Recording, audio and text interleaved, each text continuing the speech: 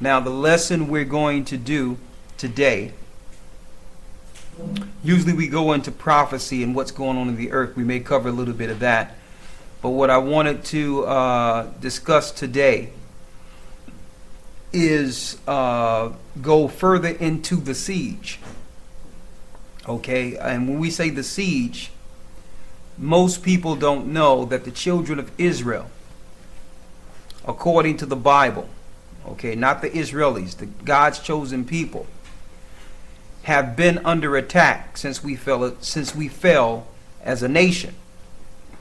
We went from one empire to the next, and the Most High showed mercy on Abraham's seed by allowing us to reprocreate and to get scattered, and for us to continue to live in this earth, to one day seek Him. But in the interim, the other nations have sought to come against God's people. Now we're going to show the siege, but all in all, we're going to show you the salvation also. I think that sometimes we may go so far into what the others are doing and what they're doing against us. I think it's more so, it's good to know that at the end of the day, that we will be saved through this. That regardless of what they might plan against us, that there will be salvation for the children of Israel. And the people who are doing this against our people, the people who have warred against us, will lose. And it's going to be some miraculous circumstances also, and I'm going to read about those also. But the reason we go into the political side of things and how they are planning these things against us is because we have to bring this knowledge down to an everyday common understanding so that everyone can understand. You have to give the word in a way that people can understand, and we can relate to what people are doing to us.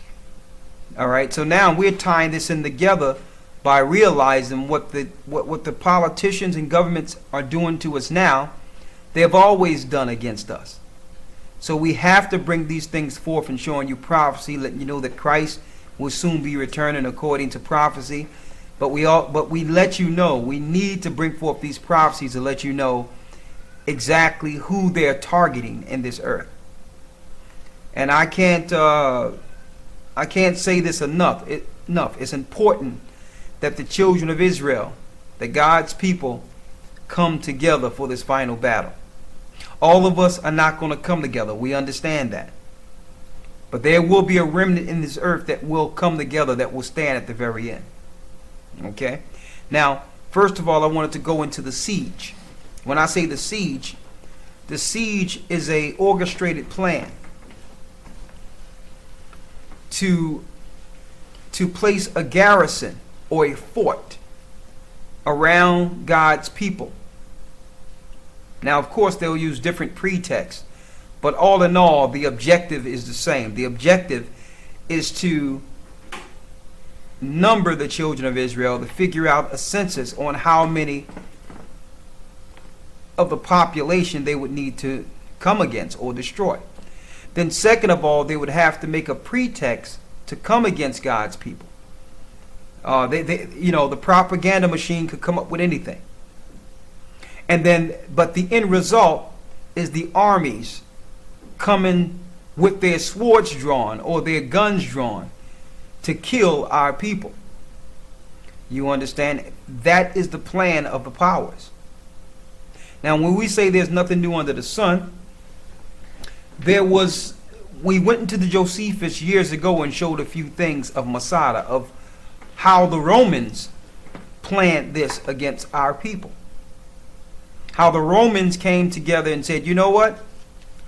Under the spirit of patriotism, let's go and destroy those Jews in Jerusalem and sack Jerusalem and take down those people and control their resources. Okay? This happened before. So this Roman conquest you see where the American armies and the Western world European armies going into these other countries taking their resources, destroying them, but demonizing them first is not a new it's not a new game. It's the same game over and over again.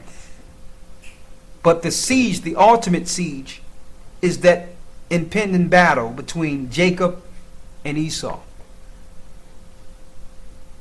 I need you to read in the book of Josephus the plan of the siege. Now we go into the book of Josephus. We're going to be jumping around a little bit, but we're going to go into the book of Josephus and then bring you back into the Bible and then into the salvation to show you that there's nothing new under the sun. The elite and the powers of this earth are not playing with a new playbook. Okay? Their protocol is the same. Why? If it worked the first time, it'll work again. As long as they can keep the people distracted, dumbed down, not understanding what's going on, there's no need for them to construct a new program that worked perfectly when our people understood. If it worked for us when we totally understood who we were, they know that that plan will definitely work against us now. Okay? One plan they have is to have us fight against each other internally. That makes it easier for them. Internal fighting. One other thing that they'll do is to distract you through all types of trivial games and all types of things, television or what have you. The next thing to do is to demoralize you, make you think that there's no commandments we should follow as a people. Okay? Then another step is to disarm you, demonize and criminalize a person and make it where you can't physically defend yourself. Okay? And then eventually destroy you altogether after they have squeezed every ounce of manpower of servitude from you and then throw you away like waste. That's their plan. That's always been their plan. See, but there's another plan working in the background, a greater plan, and that plan is the Most High's. So we're going to go into that, but first we need to show you on a layman's level how these people operate, what they think. How will they plan this against our people? What chapter and verse in Josephus? Wars of the Jews. Book 5, chapter 12. Wars of the Jews. Go ahead. Book 5, chapter 12, verse 1. Book 5, chapter 12, verse 1. When we're in the Josephus. For those who don't know about the Josephus, Josephus was a brother, Yahweh or Joseph, who was employed by the Romans to document the fall of Jerusalem. It's like having a reporter to report or document an instance. Now, one thing about this is he didn't have a biased objective. His objective was to report exactly what he witnessed. So this is not what you would call a Roman propaganda. This is a brother. This is an Israelite. So he recorded the fall of our people in the war of the Jews. Now, if you've heard our videos before, we continue to talk about Nero, who, through a false flag, he burned 8 cities in Rome and blamed it on our people in Jerusalem. Okay? That drummed up the patriot spirit of Romans against our people in Jerusalem and eventually led to the downfall of the burnings of our cities and the destruction of Jerusalem, to the point where our people, taking heed to Christ's prophecies, ran into Africa, fleeing from the Roman persecution. Those that did not escape were enslaved in different parts of Europe, and they were also thrown in the arenas to entertain the Europeans, the Romans. Our people were forced to fight lions and bears. Sometimes we won. Lions, tigers, they threw us in the arenas as sport for those who didn't take heed to the prophecies. But it's not like this happened in one day. It was gradual. You need to understand what this is. You're dealing with a patient people with a orchestrated agenda. So this destruction of our people didn't happen overnight. Okay? What happened was, after Nero burned the cities and blamed it on us, then they got their armies together and got, getting new weapons and all that, and started occupying our streets under the spirit of security, saying that, well, listen, we need to be amongst you because you burned up 8 of our cities. We need to make sure no other spirit of terrorism can operate amongst your people. We're not trying to destroy you, but this is a preemptive action, just to be sure that you won't try this again, even though our people didn't do this. They were putting their armies in place to destroy us back then. And I'm going to tell you right now, this is the same plan they have today. But of course, eventually, Christ saves us out of this. One of the biggest difference, before lawyer read this, is that instead of this siege being one particular area or one country, like it was when we were in Jerusalem, now they have set up a global net and an attempt to do this worldwide, starting in the Western world. It's the same protocol, though. With their technology, they're able to roll this program out on an international level. But they could not do that unless they first controlled the currencies of the earth first, and have all people dependent on them in these other countries. That's the reason for your wars right now.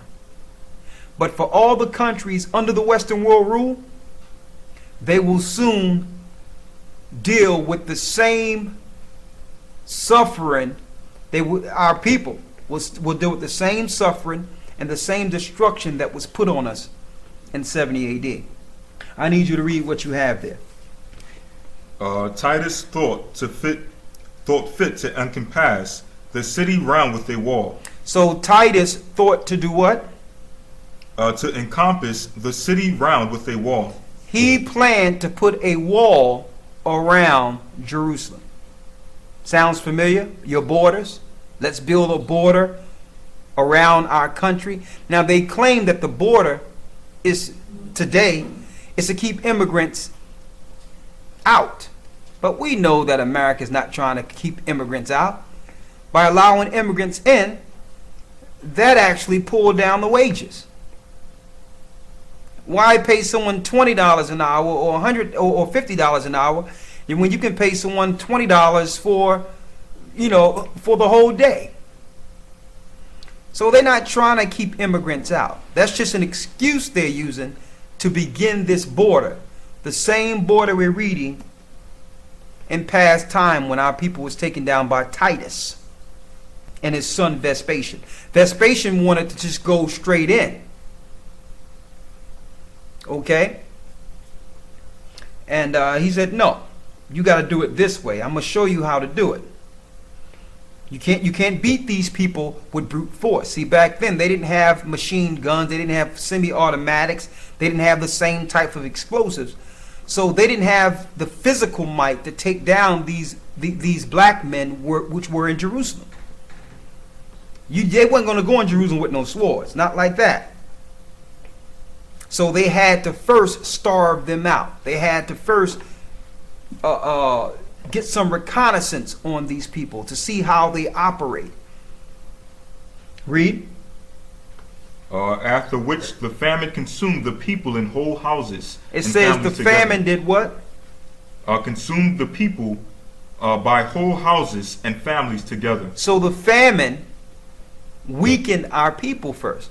So what they did was they put a wall around Jerusalem, didn't allow any food in or out. See, and now we understand the reason you have stores which are government controls. Well, they control all your resources. If they control your food, you are a slave to them. So this is what they did back then. They cut off the food first. Read. And now did Titus consult with his commanders what was to be done. Those that were the warmest tempers, thought he should bring the whole army against the city and storm the wall. For that hitherto no more than a part of their army had fought with the Jews. Go ahead. But that in case the entire army was to come at once, they would not be able to sustain their attacks, but would be overwhelmed by their darts.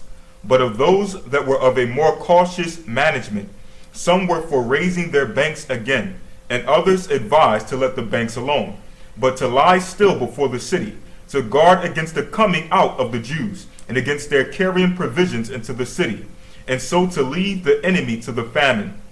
And this without direct fighting with them. For that despair was not to be conquered, especially as to those who are desirous to die by the sword, while a more terrible misery than that is reserved for them. However, Titus did not think it fit for so great an army to lie entirely idle, and that yet is what in vain to fight that with those, Titus did not think it fit for those so great an army to lie entirely idle, and that yet it was in vain to fight with those that would be destroyed one by another. He also showed them how impracticable it was to cast up any more banks for want of materials, and to guard against the Jews coming out. Still more impracticable, as also that to encompass the whole city round with his army was not very easy, by reason of its magnitude and the difficulty of the situation, and on other accounts dangerous, upon the sallies the Jews might make out of the city. For although they might guard the known passages out of the place, yet they would, when they found themselves under the greatest distress, contrive secret passages out, as being well acquainted with all such places. And if any provisions were carried in by stealth, the siege would thereby be longer delayed.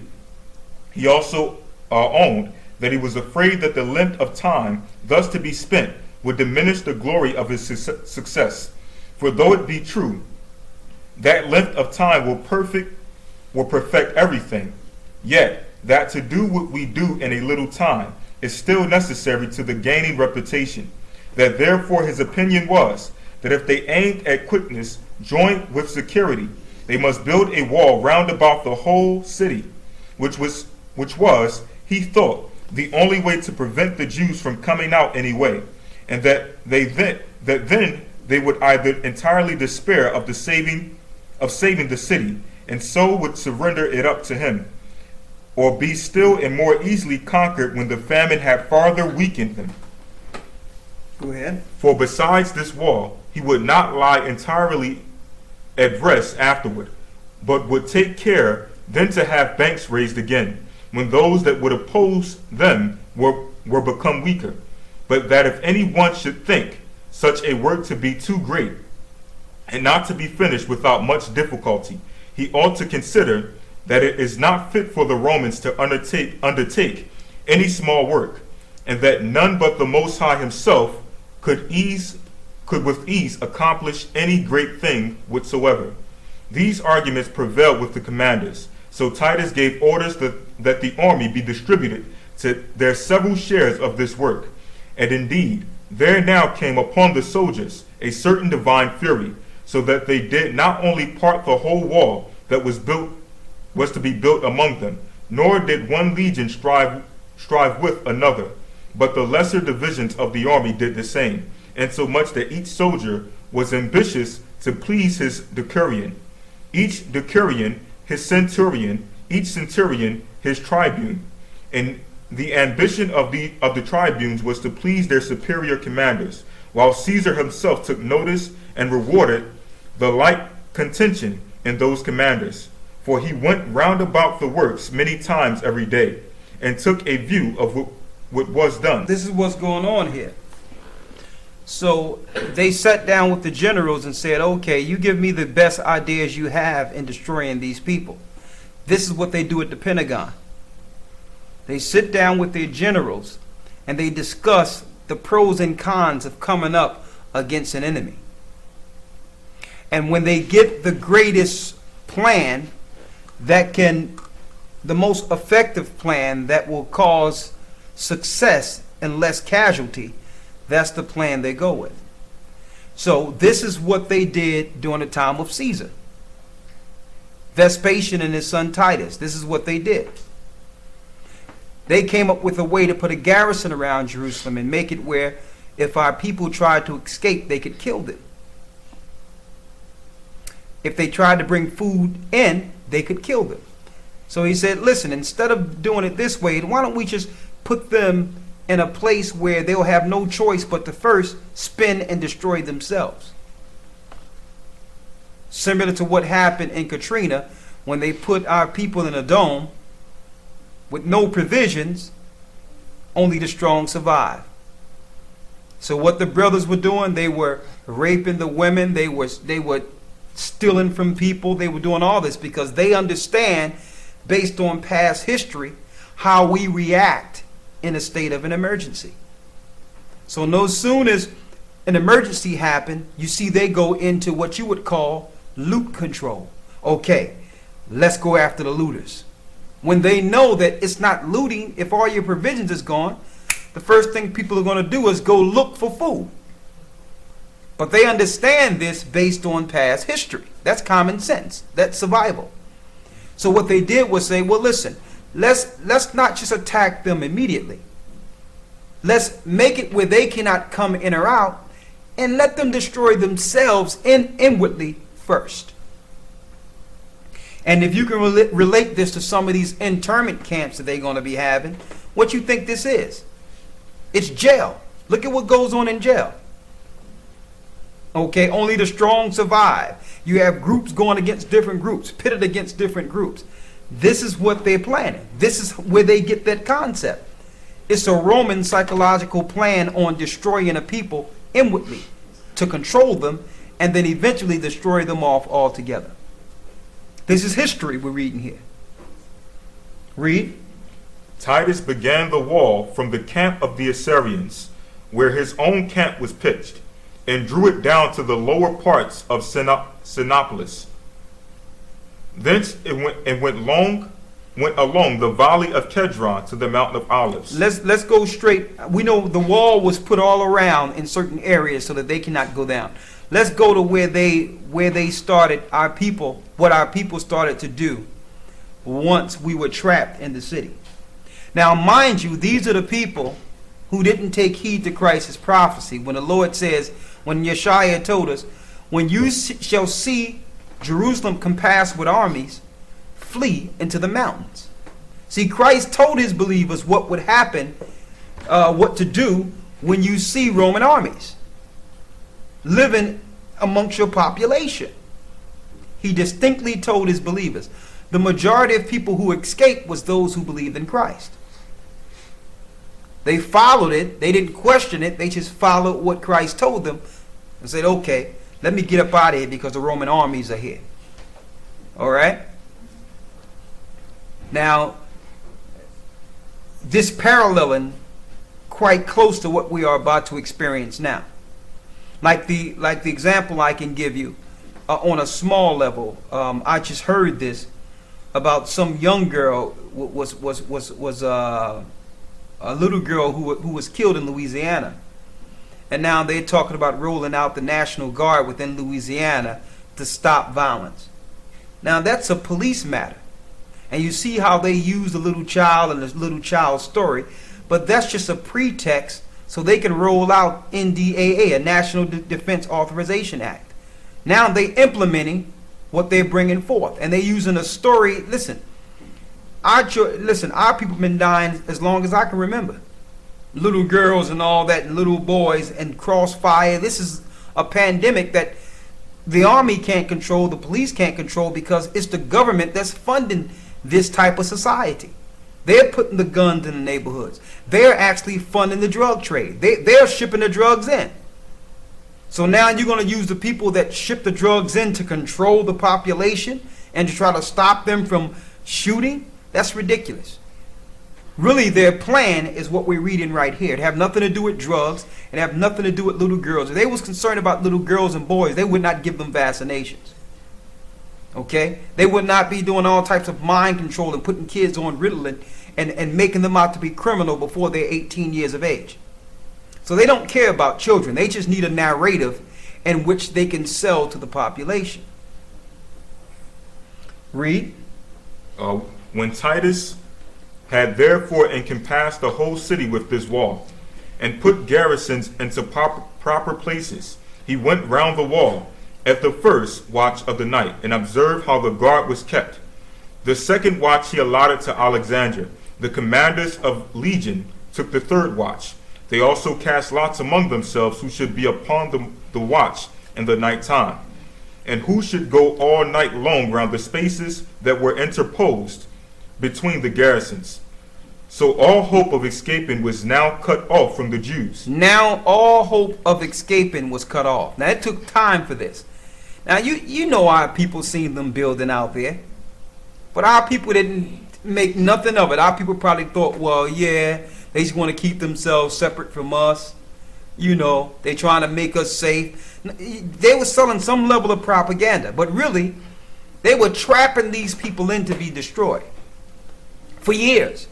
So what you think happening with your border? With the politicians drumming up, we must have a stronger borders. We must have more troops on the borders. It's not to keep people out, brothers and sisters. It's to keep people in. It's to keep people in. History does not lie. They're not creating borders to keep immigrants out. They need the immigrants. Immigrants drive down wages. Okay? They need the immigrants to come in to actually denigrate the population and to drive down wages. That's what's going on in a capitalistic society. So they're not trying to stop immigrants from coming in, okay? They're trying to stop someone from leaving out. So our people sat back and watched this happen. They seen the cage being built around them and did nothing. But those who was following Christ did what? Hold that.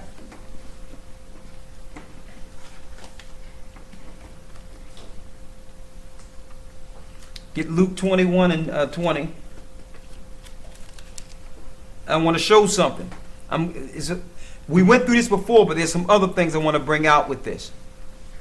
St. Luke chapter 21 verse 20. Go ahead. And when ye shall see Jerusalem compassed with armies. So Yeshaya says, when you shall see Jerusalem compassed with armies, then know that the desolation thereof is nigh. So the desolation that was spoken of in Daniel is near. Read.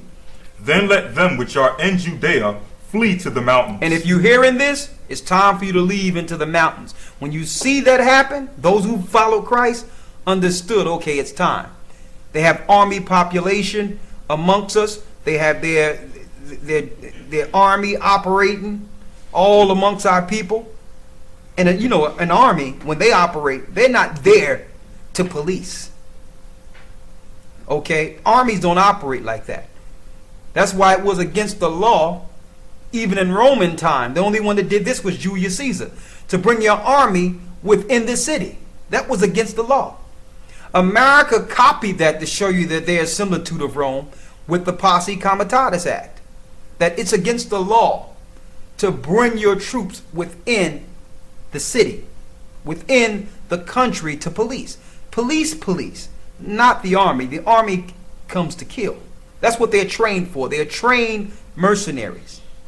So they're not there to keep the peace and stop a child from being shot, or to stop drugs from being trafficked. The army traffic the drugs. They're not there for that. They are killing machines.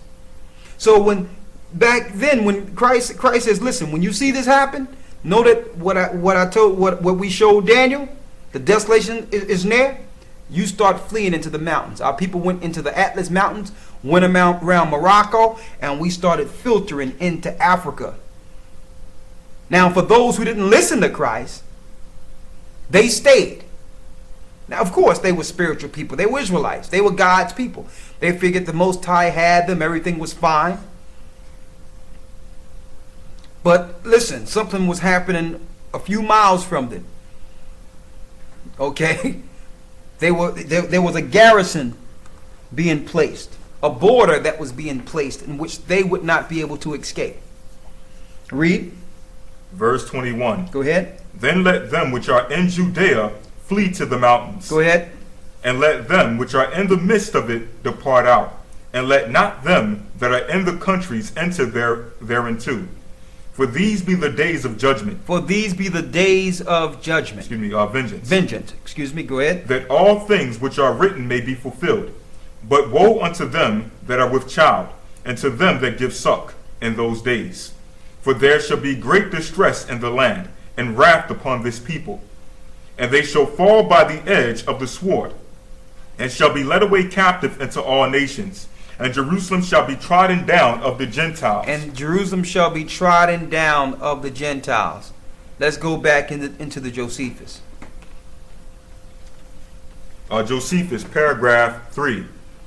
So all hope of escaping was now cut off from the Jews. All hope of escaping was now cut off from the Jews. Now, what do you think your preachers are going to do when this happens? When they do this next false flag or an emergency?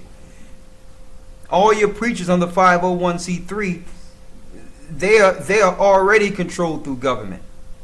That's who they're going to use to tell the people to stay calm and just to go in and just follow the government just to get rations and food. It's going to be your preachers, your pastors. All those big cathedral churches you think are just mega churches for money now? No, they're going to be holding places also. What do you think is going to happen when people don't have no provision? They're going to run to their church. So now your big super mega church, your big super dome, is now the same dome of Louisiana. This is what's going to happen, brothers and sisters. It was purpose how they set these mega domes up. These are processing plants for government. They're going to be processing you right there within your churches, within your stadiums, your football stadiums, your mega churches, all that. They're going to be processing you and moving you into different areas. This is the plan. But I'm reading back here how they did it then, and I'm showing you the technology and how they rolling this out on a higher level now. It's the same exact thing. And those that were in Christ at this time seen it and avoided it. And those that are in Christ this time is seeing it and can avoid it. Some people have that defeated attitude and say, well, it's going to happen anyway, so who cares? No. We don't operate like that. We don't think like that. That's how these brothers were thinking. Okay? Because we got a higher power that can protect us if we follow what he say do. That's the key thing. So all that defeated attitude and saying, well, it's going to happen anyway, so nah, it don't work like that. It show you there's nothing new under the sun. Now, if you're going to sit back and let this happen to you, you can't say that was the will of the Most High. You can't sit back and say that. Well, that was the Lord's will. Listen, man have free will on earth. You got choices. We all have choices. Finish reading. So all hope of the escaping was now cut off from the Jews. Go ahead. Together with their liberty of going out of the city. Then did the famine widen its progress, and devoured the people by whole houses and families. The upper rooms were full of women and children that were dying by famine, and the lanes of the city were full of the dead bodies of the aged. The children also, and the young men, wandered about the marketplaces like shadows, all swelled with famine. All swelled with famine. That means big stomachs. Okay, don't think what's going on in these third world countries is by chance also. With those famines, how they caused malaria, let loose certain mosquitoes on the people and did things to the water in which the people cannot drink the water. That's also part of Jacob's trouble. They starve you out first. That's part of their eugenics program. They're doing this to us all over the earth. See, they don't need to bring out the armies in these third world countries like they're doing in the Western world, because they got the Western world locked down. But they use other tactics to starve them out and to deal with them later, to deal with our people in Africa and other marketplaces later. Why? Because we are condensed, and there's such a number of our people in Africa. They can't come at us like they would in the Western world. Okay? But this is the plan that they have once they put a garrison around you. Read. The children also and the young men wandered about the marketplaces like shadows. Like shadows. So yes, people still was able to operate and walk on the streets and all that. But the streets was barren. They was walking through the marketplaces. There was nothing on the shelves. Mhm. And it says they were like shadows. And the Romans were out on the outside, had food, water, had provisions, were strong, and sat back and look at these people die, disintegrate. Okay, that's the mindset of these people. You have to realize, another thing is, they make us believe that they are Christian and God-fearing and following God. These people are the children of Satan that's over these governments. This is what they do all day. They plan all day, 24 hours a day, on how to destroy our people. This is what they do. This is their job. So they don't think like we think. So some people ask, well, why do you continue to put these things out? Somebody have to give you the other side of things. Someone have to tell you what you need to hear to stay awake. So you can understand what the fight is, what the battle is. Some people are like, well, why don't you talk about this? Nah, you can go to church and get that. We're here to talk about Matthew 24 and what Christ says that we have to understand in the time of his coming. That's the time we're in. We're in the times of the apocalypse. So this is what we're speaking of here. Now some of us and a lot of us will be saved through this, and I'm going to go through that. But I wanted to recap and bring out a few things from the Josephus first to show you that there's nothing new under the sun, that the government is using the same blueprint as the Caesars, as Romans.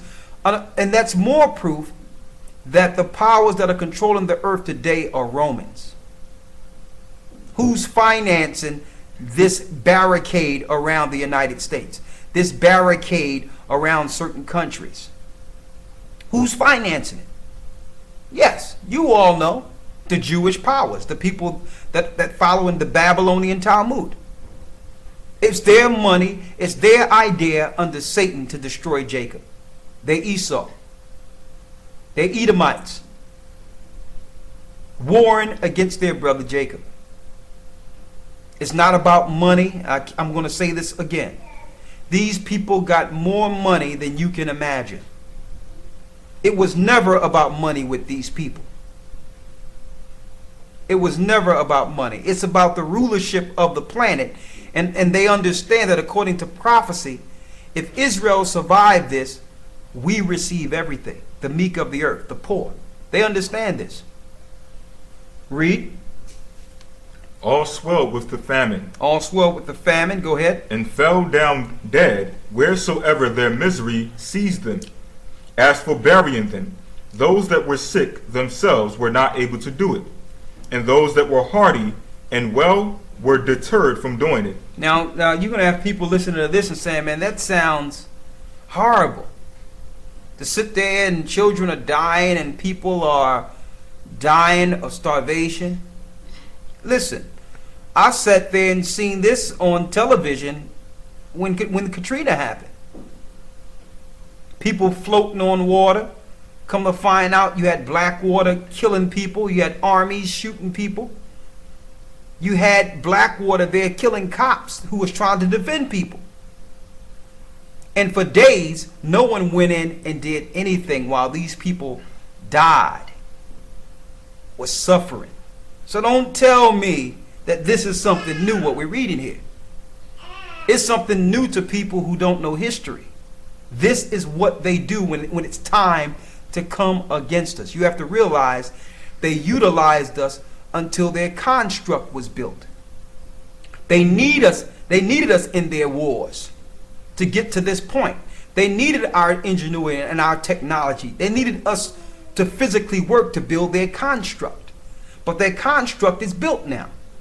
So they no longer need our armies. That's why they feeding our armies vaccinations and killing them with different types of syndromes and giving them anthrax vaccines. They don't need our army anymore. They don't need our manpower no more. Their construct is built. Now, they're executing the plan to come against us all together. The industrial complex is destroyed. There's no more industry in the Western world. They've built everything they needed to get out into space. So there's no need for us anymore. That's as far as they're concerned. Now, it's about human consumption now. We're just eating up more than we're worth, according to their plan. So they have no recourse but to come against us. They don't need us no more. As long as we were building their plantations, building their construct, fighting in their wars, and taking down for them, of course they would have a time. You have to realize they're on an agenda. Once a certain agenda is accomplished, they say, okay, it's time to downsize now. It's one big corporation, brothers and sisters. This is how corporations operate. Once the project is done, they don't need the employee. They don't need the workers anymore. You might get disgruntled. You might come up against the plan. You might cost too much. This is why they claim that the earth is overpopulated. Because they don't need you for their program. You have to understand this. They have a diabolical plan they're about to cut loose on our people. And it's going to happen up this coming year. They're going to cut something seriously loose on us. Okay, eventually we're going to be saved. More and more people are going to come together, call on the Most High, and pray together. Eventually, but it's going to be tough out here. I need you to finish reading what you have. Then we're going to go into the Bible real quick. As for burying them, those that were sick themselves were not able to do it. People was not able to get buried at this time. That's familiar too. For those who are in the United States and remember Katrina. And let me tell you, when I used to speak to people who were in Katrina, it was way worse than what we know now, living in it. It was way worse than what was publicized. Because there were places where there was no cameras. There were no reporters. Okay? And that was just a beta test to roll out to see how do our people react when the government is warring against them. Do they fight back? What will they do? We sat back and did nothing. We turned the channel and we was looking at American Idol or whatever else was out there. And it became TV. It was just another story. It'll take about 3 to 5 minutes of your remorse and you'll be like, well, yeah, it's sad what's going on there. And then you turn to Desperate Housewives. This is what was going on. Or football or basketball or whatever the case was, whatever the distraction was. This is what happened. And George Bush sat back there and did nothing. He flew by there and seen the destruction. And you know what? He was reveling in his destruction. He's Caesar. Every president is operating in the same position as Caesar, what I'm reading right here. Rome's deadly wound was healed as America. For those who looking at the Pope is just the priestly or the ceremonial side of Babylon. Okay, and Rome. But the physical might of Babylon and Rome is America. That's the physical might. That's the power of the Senate, the Republic. That's the power of the Caesars. Against who? The children of Israel. You must know your history, brothers and sisters. You must research your history. They come against us the same way over and over again, and we react the same way every time. And they can bank on it. Read. And those that were hardy and were well deterred from doing it by the great multitude of those dead bodies, and by the uncertainty there was how soon they should die themselves, For many died as they were burying others. It says so many people were dying, many died while they were burying others. And many went to their coffins before that fatal hour was come. Now I'm going to say this, and let me tell you something about these governments. Let me tell you, they understand propaganda and the PR machine. So now they're trying to do a clean kill on the people in these Western worlds. Okay? That's why they got the body bags. They got their different flus that they came up with to kill the people. And I'm going to tell you how they're going to do it. Listen to this clear, brothers and sisters. They have institutionalized all schools. They're making it where almost homeschooling is against the law. So what they're going to look to do? They're going to move the children in the places first in a state of an emergency through a drill when something happens. And what parent out there is going to sit back there and once they get that phone call and not come to check on their child inside these camps? This is how they're going to do it. While growing up, if you were in these institutions we call school, they would have a drill, fire drill, in which everyone would come outside and you would go back up. What were they drilling you for? There was never a fire. They set up these drills for the time to come. This is how they're going to get a lot of people in these camps. It's going to be by taking the children there first. This is how they're going to do it. But I'm going back into history to show you how they did it back then. But now, it's more because of cameras and television. They'd have to be a more finished type of destruction they're planning. A more cleaner PR, public relations, where they can separate themselves from the straight killing. You understand? So they can say, well, it happened because of a flu, or it happened because of destruction, or an earthquake, or they were looting, or they were doing bad and we had to come in, or because they were terrorists and we had to take them down this way. See, because of television, now they must use propaganda. But same result. Nonetheless, same result. Read. Nor was there any lamentation made under these calamities. There was no lamentations made under these calamities. That means so many people were dying. The majority of those that was witnessing this didn't even cry anymore. It wasn't even time for tears. They got used to so much death, no more crying. Read. Nor were heard any mournful complaints, but the famine confounded all natural passions.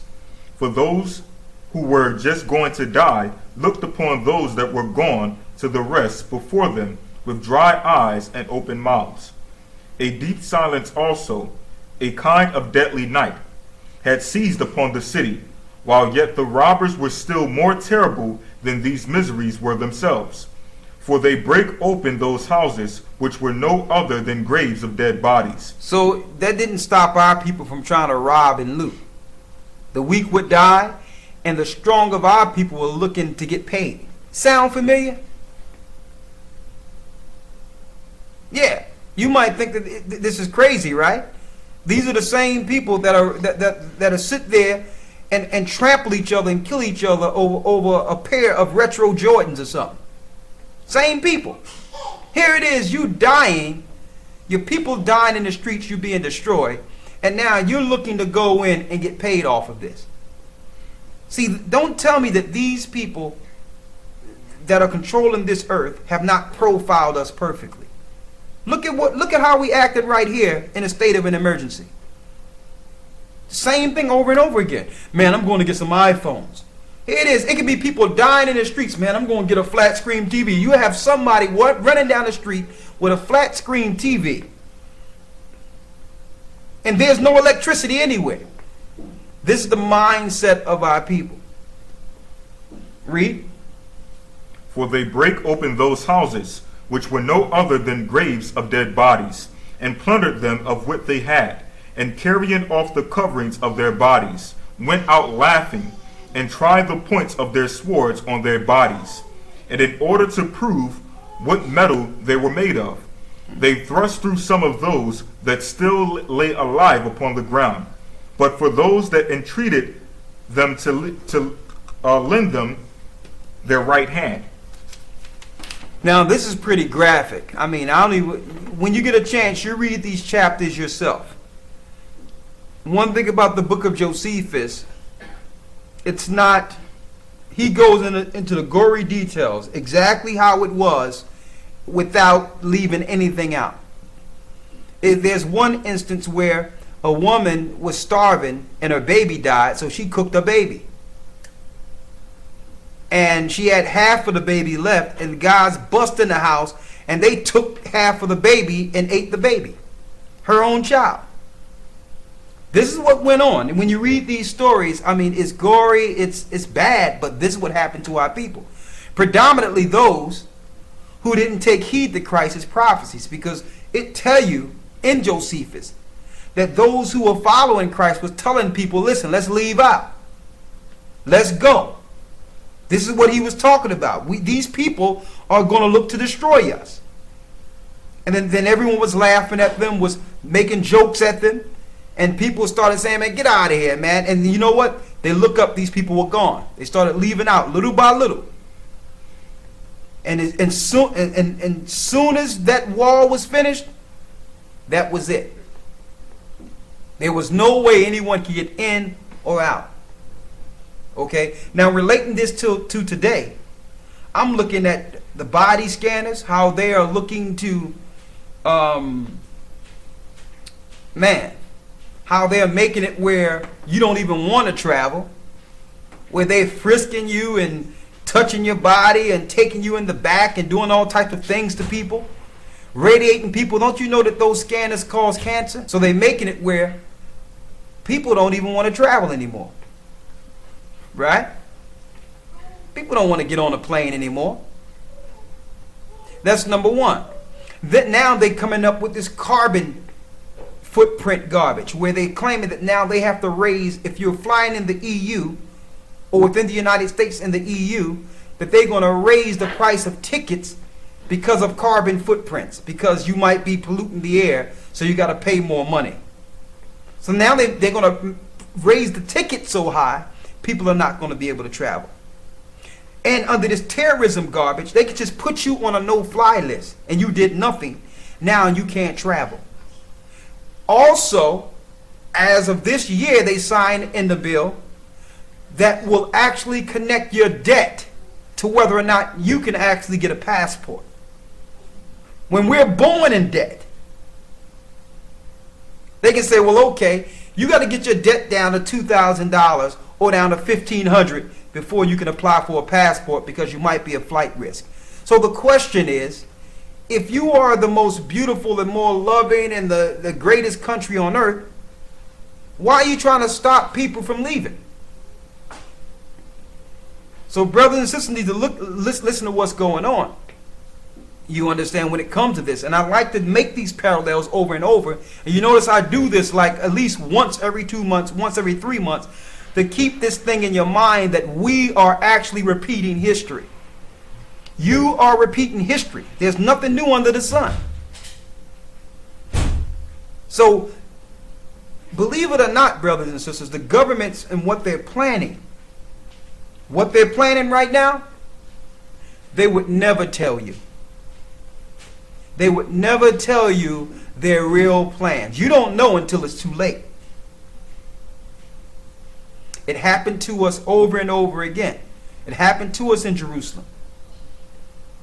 And look what happened to our people. Now they're doing it again. Okay?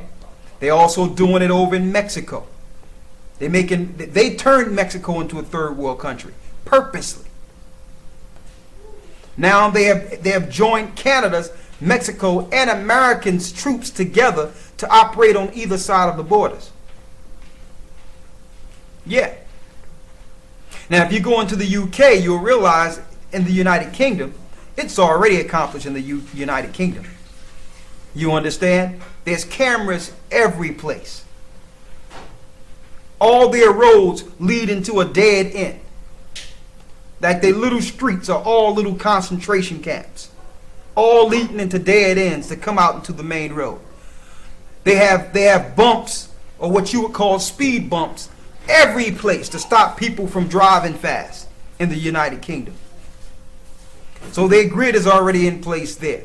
Some people say that maybe someone or governments are planning something big to happen during the time of the Olympics. I don't know what's going on there as far as that's concerned, but I know that that applies to our brothers and sisters there also. Any place in the Western world, it applies to us. But this is what the nations are afraid of. Let's go to Wisdom of Solomon, the 5th chapter. Wisdom of Solomon, chapter 5, verse 1. Because why? We're downtrodden. We don't have nothing. We poor. We can't. We need a savior.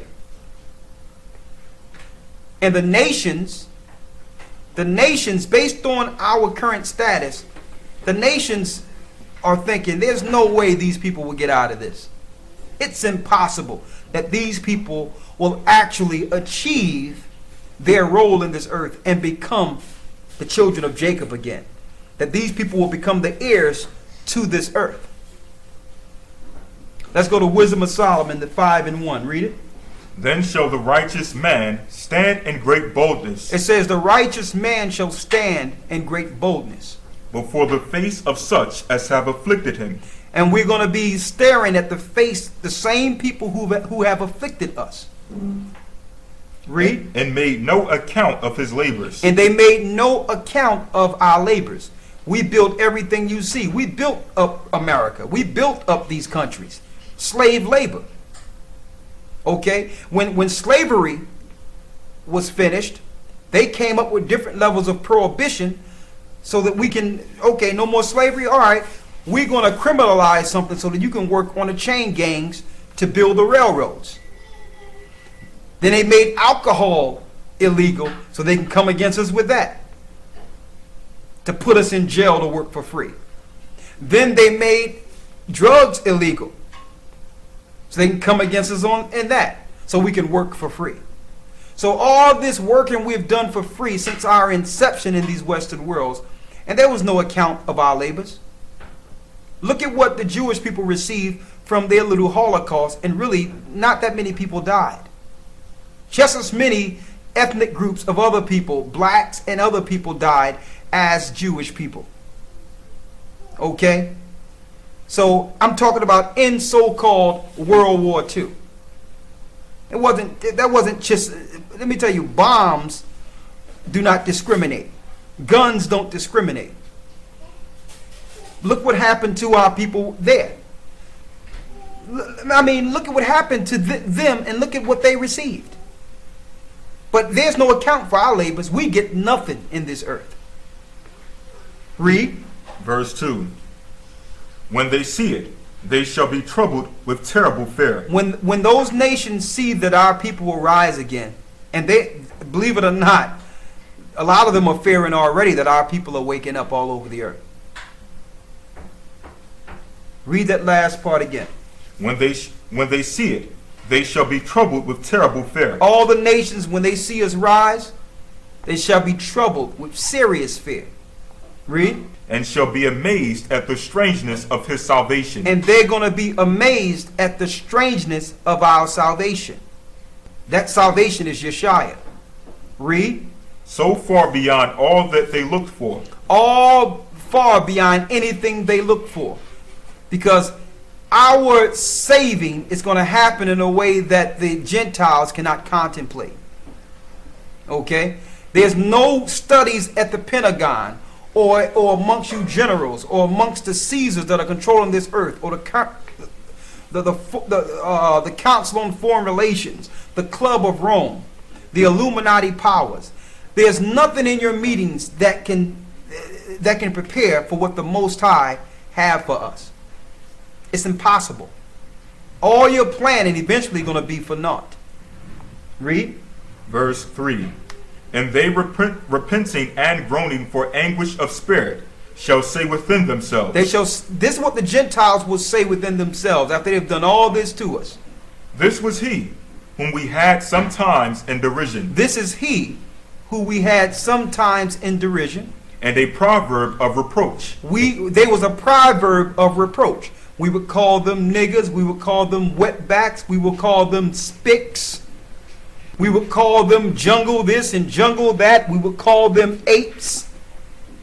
All those nations going to look at what they used to call the children of Jacob when the Most High awaken Israel and Israel rise and stand again as the princes of this earth. And it's coming. Read. Verse 4. We fools accounted his life madness. And it says the Gentiles going to look and say, we fools, we counted his life madness. We thought that they were just, people like 50 cents or, don't sleep on 50 cents because he's smarter than people might think. But I'm just using the culture as an example. Or we thought that they just wanted to do drugs or wanted to do this or do that. They're going to realize, man, these people who are chosen to be the elect, we should have known that they wouldn't stay that way forever. We should have known that the Most High would bring forth a phenomenon that would awaken the children of Jacob so that they would stand and look us right in the face as the chosen people. And I'm going to tell you something about the children of Jacob. You want to talk about all these people that go to these education places and go to these institutions and think they smart? Let me tell you. I've lived around them. I've known them. There's no smarter people than the children of Jacob because they don't need school. A lot of them have the wits to be able to operate in this earth without high education. And when they link into their Father, when they link into the Most High, you can forget it. So what happens when they make it through all this and you're standing and looking at the person that you thought was a drug dealer, that you have promoted as a thief, as a robber, or the daughters of Zion, who you promoted as someone who would just swing down a pole and shake and do all that. When you see these great sisters of great prowess and knowledge and understanding just standing there as the daughters of Zion and the children of Israel, what are you going to do?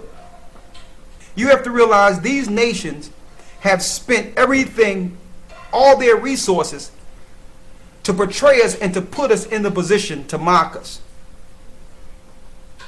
So that they can look at us and say, well, look at them and look at us. The Gentiles conspired together. They tell you that in Psalms 83. But soon they're going to look and they're going to see the children of Israel rise because the Most High have his hands on our people. He have his hands on our people. I'm telling you, a lot of us might not make it through this. But this is going to be fulfilled. And so regardless of what happens down the line, we know that these scriptures are going to be fulfilled. Finish reading. We fools accounted his life madness. And they're going to look at us and say, we were fools. We accounted their lives as nothing, as madness. Read. And his end to be without honor. And we thought their end would be without honor. See, people sometimes sit back and look for you to fall. Look for you to go down. Like the nations, they look at us and like, look how bad they are, just so they can measure themselves against us. We thought their end would be without honor. Read. Verse 5. How is he numbered among the children of God? So all the nations are going to look at our people and they're going to say, you know what? How is these people numbered with the what? The children of the Most High. How is these people numbered with the children of God? I thought they were clubbing. I thought they were on the videos doing all types of craziness. I thought they were thugs. How is these people the children of the Most High? This is what the nations are going to say. We prayed to Buddha. We prayed 5 times a day like those Muslims doing. And what they're doing is ancient Babylonian and ancient Egyptian too. Praying 5 times a day for the 5 channels of the sun they worship. They worship 5 times a day. Don't have nothing to do with the Most High itself. It's the 5 channels of the sun they worship. So they're going to look at us and say, look at how we pray and look how we were worshiping. And these are the people? We pray 5 times a day. We sit there before Buddha with the incense lit. Read. How is he numbered among the children of the Most High? How is this? How they're going to look at our people and say, how were these people? How are they numbered with the children of God? How could these people be the children of Israel? And let me tell you, This is how you know this is not talking about Jewish people, because they're on top. This can't be talking about Jewish people right here. This talking about a people who are suffered, dejected, people who are downtrodden on, who've labored and was in captivity and worked for nothing. And now all the nations are beholding them as the children of the Most High. I mean, this is what they need to be teaching in the churches. Read. And his lot is among the saints. And his lot is amongst the saints. Oh yeah. You thought Mother Teresa was a saint. I'm like, no. No. It's that brother or sister from Mexico. That brother or sister that's from Dominican Republic. That brother or sister that's from Colombia. The brothers and sisters that are in Hawaii or in the Philippines or in suffering in Haiti. You know it's going to be something when they see the Haitian brothers stand as kings, all clean garments, strong, standing before the Most High as saints after you done destroyed them, try to take their land, try to kill them under the French wars. Then they're going to look at our people and go like, how can these be the people? The Bible is telling you. That's why the nations are going to be looking at us strange, like, it was them? These were God's people? Then they're going to see our great brother, Christ. They're going to see him like, man. So he's with you. Yeah, he's with us. Read. Verse 6. Therefore have we erred from the way of truth. Therefore have we erred from the ways of truth. That is what the Gentiles are going to say when they see us stand again. So yes, we're going to go through some Jacob's trouble. We're going to go through some hardship. But it's good to know this is where we end. We end as standing as the elect, with all the nations acknowledging their fault and their arts against our people. They're going to see it and they're going to admit it. Okay? And there's no power or no weapons they have will be able to come against our people. Zero. Zero. Read. Therefore have we erred from the way of truth, and the light of righteousness. And the light of righteousness, go has ahead. not shined unto us, and the sun of righteousness rose not upon us. The sun of righteousness rose not upon us. Read. We wearied ourselves in the way of wickedness and destruction. So the nations are going to look at themselves and say, we wearied. We work day and night just to uphold wickedness and destruction. Look at this earth. They got everything. Look what they're doing, bombing and killing each other. They wearying themselves just to kill themselves. So they're going to look at us and say, you know what, we did all this for nothing. It was about these people the whole time. We was fighting for something that didn't belong to either of us. It was theirs. Read. Yea, we have gone through deserts where there we have gone through deserts where there lay no way. But as for the way of the Lord, we have not known it. He says we went through deserts, we done set up cities, we done did all types of things, but the way of the Most High, we didn't know it. That's what the Gentiles are going to say. With all of our technology, our ingenuity and education, how could we not know who these people were? How could we not understand that we were going the wrong way and following Satan? That's what these Gentiles are going to get a revelation. They're going to understand this. And a lot of them are waking up now, believe it or not.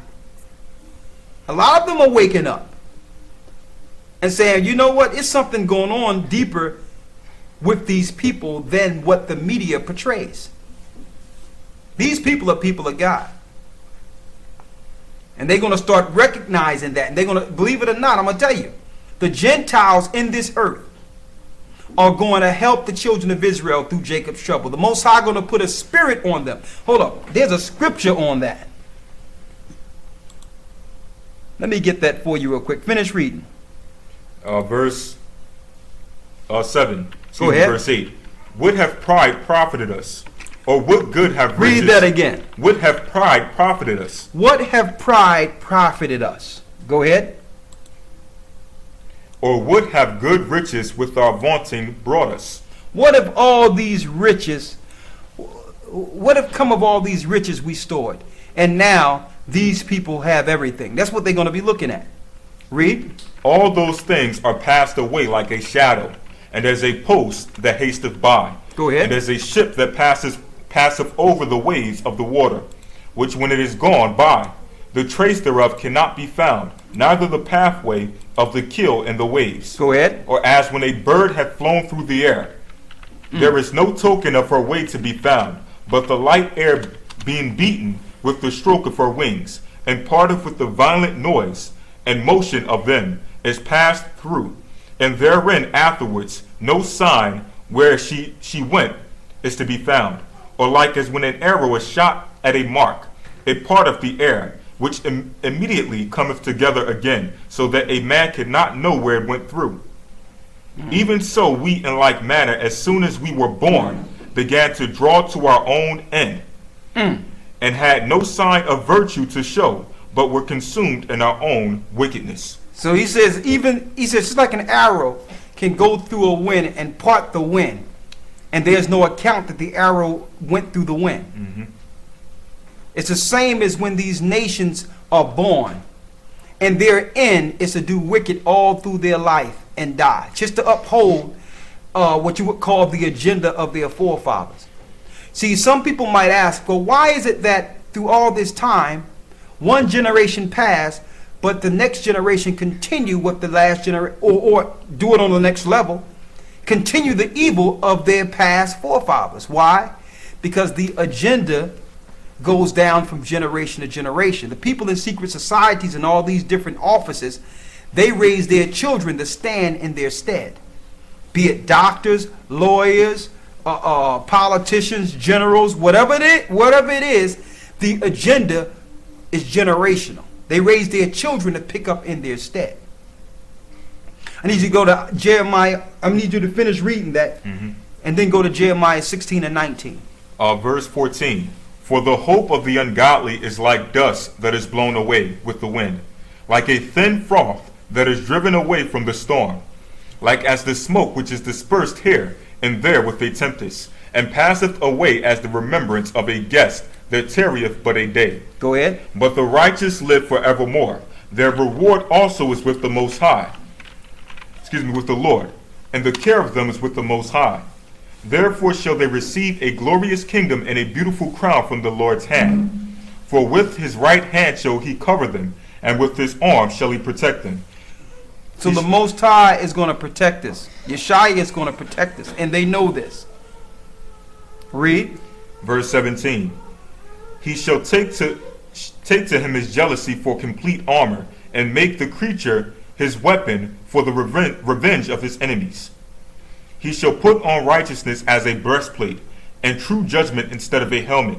He shall take holiness for an invincible shield. His severe wrath shall be sharpened for a sword, and the world shall fight with him against the unwise. Read that again. In the world. His severe wrath shall be sharpened for a sword, and the world shall fight with him against the unwise. Go ahead. Then shall the right aiming thunderbolts go abroad, and from the clouds, as from a well-drawn bow, shall they fly to the mark, and hailstones full of wrath shall be cast out as a stone bow, and the water of the sea shall rage against them, and the flood shall cruelly drown them. Yea, a mighty wind shall stand up against them, and like a storm shall blow them away. Thus iniquity shall lay waste the whole earth, and ill dealing shall overthrow the thrones of the mighty. So the Most High is showing the weaponry that will be used to destroy the powers of this earth. And those are nuclear destruction. That's those arrows. That's those missiles written of in the book of Isaiah. Written of in the book of Zephaniah. Okay, so once these missiles are launched, and it's going to happen, and the powers of this earth is broken, God's people are going to rise from the dust. Get Psalms 37 and 40.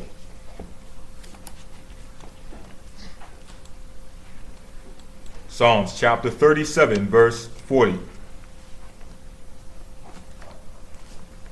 And the Lord shall read that. And the Lord shall help them and deliver them. He shall deliver them from the wicked and save them because they trust in him. Read that again. And the Lord shall help them It says Yeshua shall help them, read. and deliver them. He shall deliver them from the wicked and save them, because they trust in him. Because they trust in him. But that's the key. These are they that trust the Most High, that trust his word, that trust that he will protect them. Okay? Now you can't trust something unless you do what? Step and do an act of faith. You have to step out in an act of faith and trust that the Most High is going to protect you. You understand? You must have some similitude of faith or trust in the Most High, that he's going to destroy the wicked regardless of the wicked's plans against us. You understand? Get Isaiah 16 and 19. That's the one I wanted. Jeremiah 16 and 19. Jeremiah chapter 16 verse 19. Read. O Lord, my strength and my fortress and my refuge in the day of affliction. Go ahead. The Gentiles shall come unto thee from the ends of the earth. The Gentiles shall come from the end of the earth and say what? And shall say, surely our fathers have inherited lies. Surely our fathers have inherited lies. Surely our fathers have been lied to and lied to us. That's what they're saying. Many Gentiles are coming now and saying, well, listen, we all been lied to. All nations are waking up now. And they will be a help to the children of Israel. Read. Surely our fathers have inherited lies, vanity, and things wherein there is no profit. Go ahead. Shall a man make gods unto himself, and they are no gods? Therefore, behold, I will this once cause them to know. I will cause them to know mine hand and my might, and they shall know that my name is the Lord. And they shall know that my name is the Lord. And we know that name is I am. Why does the Most High keep saying they shall know? And talk about exalting his name. We're going to call on him. Believe me. We're going to call on him when it's time. A lot of us don't want to admit his name and pray to that name. But when that hell breaks loose and those Gentile armies are upon us, and we're seeing that what we've been using is not working, we're going to come together, we're going to fast and pray, and we're going to be dealing with divine intervention from the Most High. He's going to protect us, he's going to guide us. Okay? I need you to get Jeremiah, the 30th chapter real quick.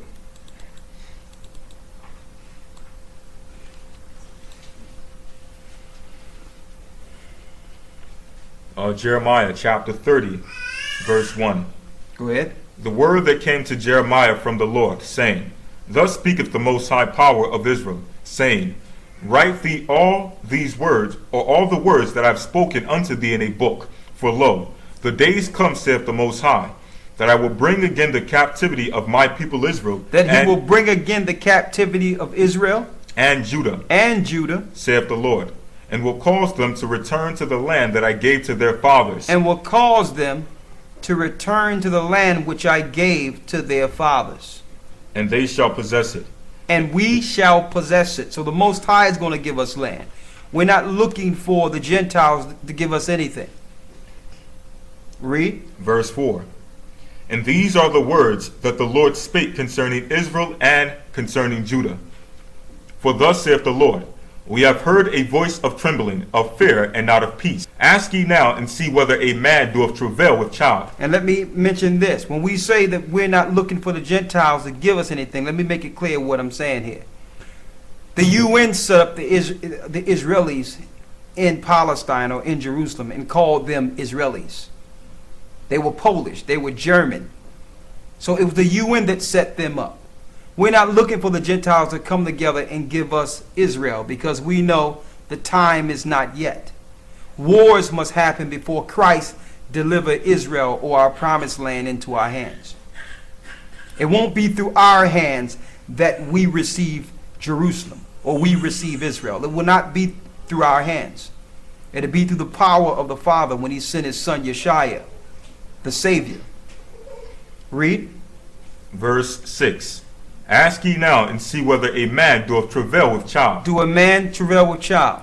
Wherefore do I see every man with his hands on his loins, Go as ahead. a woman and travail, Read. and all faces are turned into paleness All faces are turned into paleness. Read. at last. For that day is great, so that none is like it. It is even the time of Jacob's trouble. It's the time of what? Of Jacob's trouble. This is the time of Jacob's trouble. And that's what the Romans and the Gentiles have been planning against us for years. They're all together in it too. Even though they're fighting against each other, their common foe is us. So it's going to come a time in which they will stop fighting each other to battle against us. That's going to happen too. Read.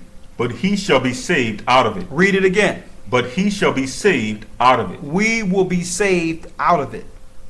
But again, that saving is not just sitting around waiting for someone to save you. There's an action in which we're going to need to trust the Most High. There's an action. Okay? Finish reading. Verse 8. For it shall come to pass in that day, saith the Lord of hosts, that I will break his yoke from off thy neck, and will burst thy bonds, and strangers shall no more serve themselves of him. Strangers shall no longer serve themselves of us. The whole earth got rich off of the children of Israel. It's going to come. He's bursting the bonds now, and by now giving us the truth. It's to a point now that our people who are starting to understand, they're like, okay, it's time to put them back in slavery again. Open up the internment camps, shoot them with drugs, shoot them with all types of stuff so that they can work and build this corporate construct. And once they finish working, we're going to kill them. Once we get what we need out of them, we're going to get them out of the way altogether. This is their plan now. So then, let me tell you, these government powers not even hiding their agenda no more. But the Most High is going to save us through this. He's going to save us. He said he would. Read. Verse 9. But they shall serve the Most High their power, and David their king, whom I will raise up unto them. And when it says David their king, that's talking about Yeshua, who will sit on the throne of David. You can link that in with Acts, the 2nd chapter. That's talking about Yeshua, who will sit on David's throne. Read. Therefore fear thou not, O my servant Jacob, saith the Lord. So the Most High says he didn't give us the spirit of fear. So we don't get you didn't get this truth to sit back and be afraid and scared of what the government or the New World Order might do to you. Okay? There's no fear in this. Read. Neither be dismayed, O Israel, for lo, I will save thee from afar, and thy seed from the land of their captivity. And the Bible says he will save us from the land of thy captivity. Now again, we're captives throughout the four corners of the earth. Some people might apply this and say, well, that means you're not supposed to flee Babylon. That is not what that means. Okay? Because he's saving us by allowing us to leave. Okay? He says, deliver thyself that dwell with the daughter of Babylon. So part of our deliverance is us doing something and trusting in him on our way out. Okay? So that's not saying that, okay, he's going to do something miraculous and send forth some ships in America to pick people up. It's not going to happen. It's not going to happen. Read. And Jacob shall return, and shall be in rest. It says Jacob shall return and be in rest. Now, how do we know this? How do we know it's not going to happen that way? Because there's an interim. After what happens in America, you still got the wilderness. We're not going to have total rest until Christ returns. Mm-hmm. There's going to be a purging period in the wilderness alone. So this is talking about him saving us throughout the four corners, and then we're going into our rest after we went through the wilderness. That's what this is talking about. You understand? It's not talking about you coming from America and now you saved with spaceships or something, and now you're going to fly into Jerusalem. It don't work that way. And I'm saying this because I know a lot of you don't believe this, but there's some people out there teaching that some ship's going to come pick them up. It's not going to happen. Read. And Jacob shall return, and shall be in rest, and be quiet, and none shall make him afraid. For I am with thee, saith the Lord, to save thee. Though I make a full end of all nations whither I have scattered thee, yet will I not make a full end of thee.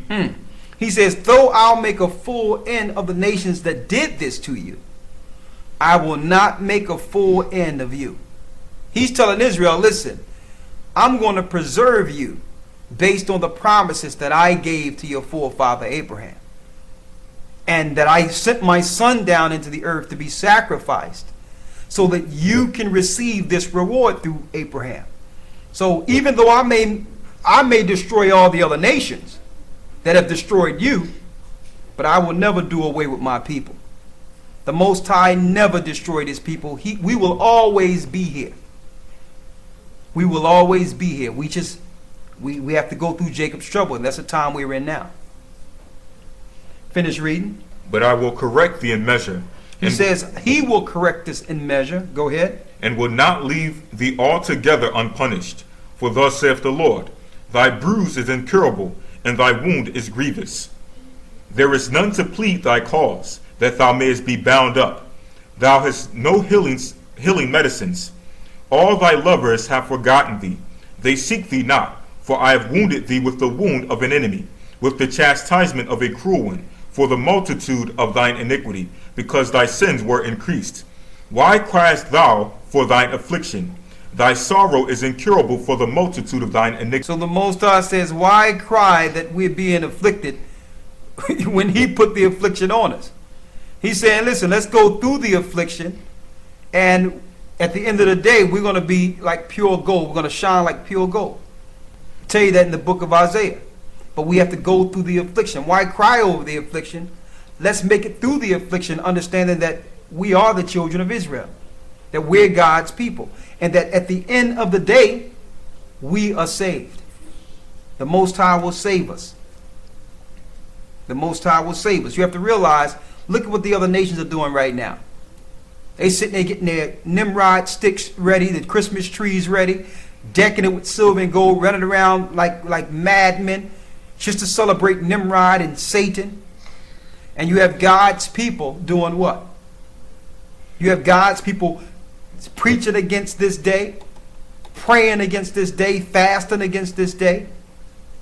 So the Most High is going to deliver our people. He's going to raise us up, because now we're starting to recognize him and separate ourselves from the mindset and the wisdom of the heathen.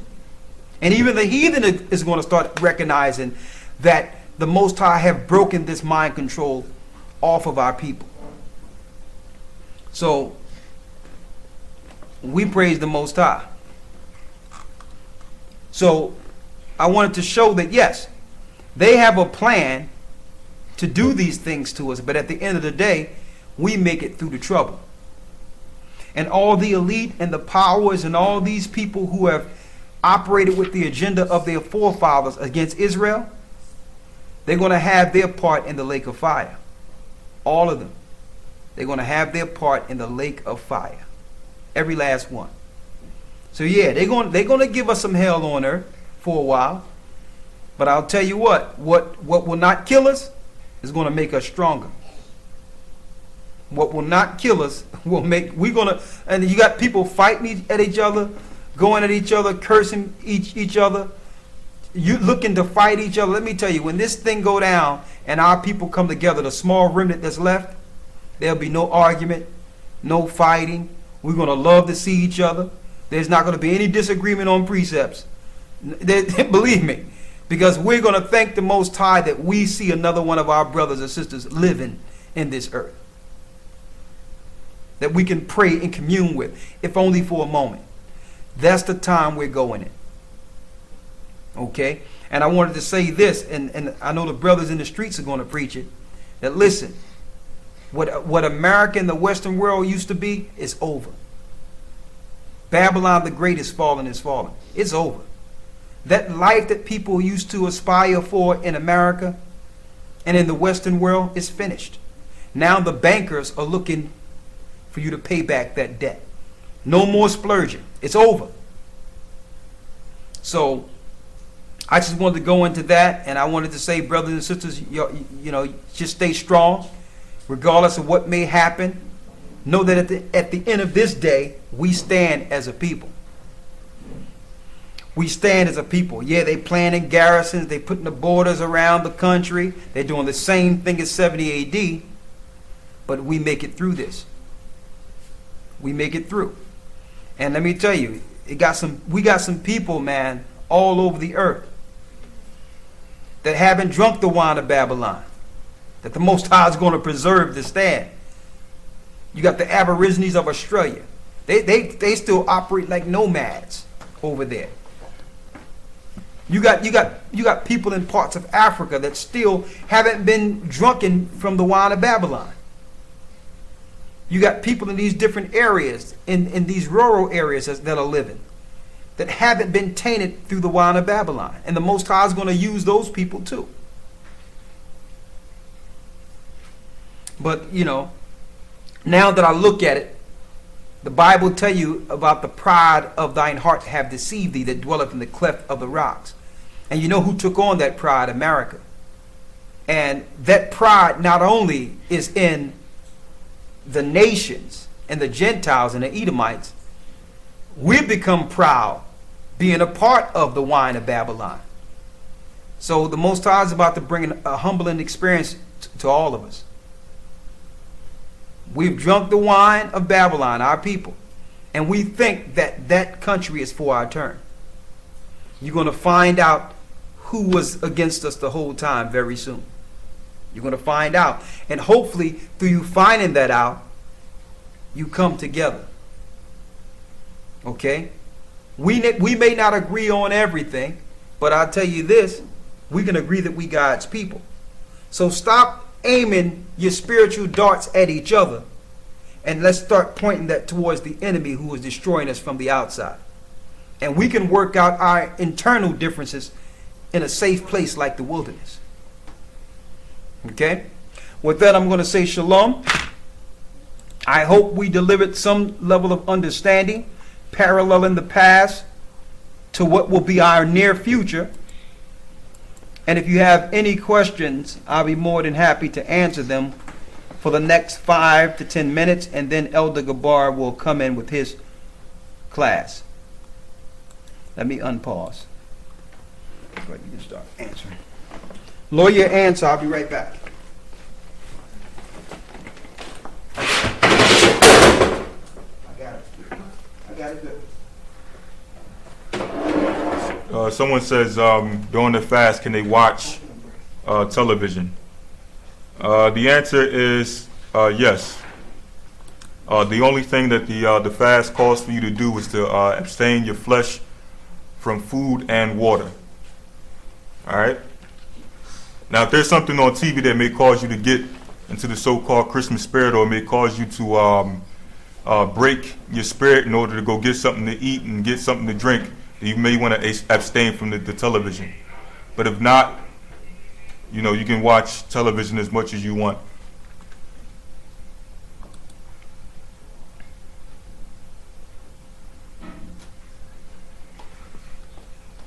Okay, 1 second. The questions are coming pretty fast. I'm going to pause the chat for 1 second. Any questions? Yes, it's coming pretty fast.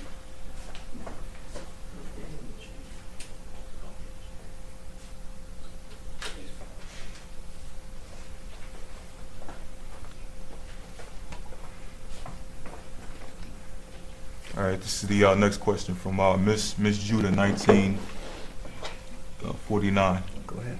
It says, Shalom, elders. My son went to Barnes and Noble to buy a Hebrew and English Tanakh, and a Jewish clerk got it for him and said, as he passed it to him, the plot thickens. What did he mean by that? He says the plot thickens. Yeah. So the clerk said the plot thickens. Mm-hmm. Yep. Well, the plot thickens because they know that we know now. Mm-hmm. See, once we start going into the Hebrew, we can actually destroy all the lies that these people have promoted, because you can see where they clearly changed certain things. That's why that clerk told that young man, the plot thickens. Now your son have entered into the war. Mm-hmm. Mentally. And this is what they were afraid of. Okay? Next one. Also, I wanted to say that we have more proof that the name Yahweh and Jehovah is Satan's name on a whole nother level. We even did the research to find out where they used it, how they used it, when they brought it out of Egypt, how Dan became the priest and used that name, and how they have certain holy days that the Jewish people follow till this day and name it after our holy days. And it's in the Old Testament. And that name links directly to Baal and the golden calves. Also, Dan also. Dan is operating within this earth also with the elite. And we got proof of all this. And Jehovah and the Tetragrammaton is the name of their God, the golden calf. Beyond any shadow of a doubt, I got more proof of it. And when we bring this out, now every week we bring something out on this. If brothers still hold to this Yah and Yahweh thing, you have to start wondering whether or not they probably know they worshiping Satan at this point. If you bring out all this proof and show the history, how Israel, there were two separate worships of Israel. You had Israel who followed the Most High Ahiah, and you had Israel who went off under Solomon and started going back into the ways of Baal. So we're not saying Israelites didn't call on Yahweh or Jehovah. We're saying those Israelites were dealing directly with Satan knowingly. So that's the next level we're going to take this thing. If you know that this name was being worshipped under Satan throughout history, and we give you the biblical proof and the historical proof, and you decide to continue that, then we know that you voluntarily are calling on Satan now. So that's going to be the next thing we bring out with that. Someone asks, what is the lake of fire? Next week, we're going to go into that. What is hell? What is hell? Because you have all these theories of hell. And we're going to go into Luke, the 16th chapter, along with information from the 70 verses that was hidden in your annotated Apocrypha, along with works of the Josephus on the Discourse of Hades, to show you what exactly happens in the center of the earth. Next week.